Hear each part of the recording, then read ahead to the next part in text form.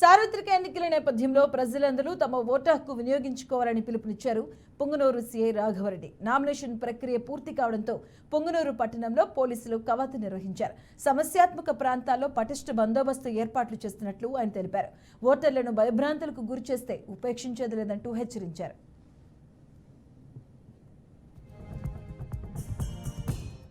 మార్చి నెలలో 13వ తారీఖు నుంచి మన చిత్తూరు జిల్లా ఎస్పీ గారి ఉత్తర్వుల మేరకు, అదేవిధంగా పల్మనేరు డిఎస్పీ గారి ఉత్తర్వుల మేరకు సశస్త్ర సీమా బల్ సిఏపిఎఫ్ సెంట్రల్ ఫోర్స్ వారి ఆధ్వర్యంలో పొంగనూరు టౌన్లోను మరియు పొంగనూరు రూరల్ మండల ప్రాంతంలో సమస్యాత్మక ప్రాంతాల్లో ఫ్లాగ్ మార్చ్ కండక్ట్ చేయడం జరిగింది.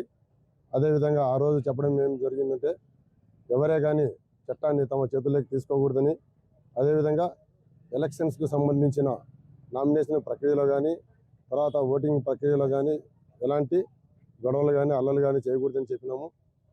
అదేవిధంగా ఇప్పుడు ఏదైతే నోటిఫికేషన్ వచ్చిందో అప్పటి నుంచి ఈ రోజు వరకు కూడా మేము ప్రతి పల్లెలోనూ మరియు ప్రతి వార్డులో తిరిగి గ్రామ సభలు కండక్ట్ చేసినాము, ఫుడ్ పెట్రోలింగ్ కండక్ట్ చేసినాము.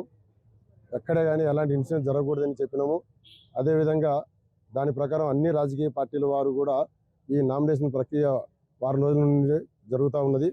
సో ఎక్కడే కానీ పోలీసు వారు చెప్పిన సూచన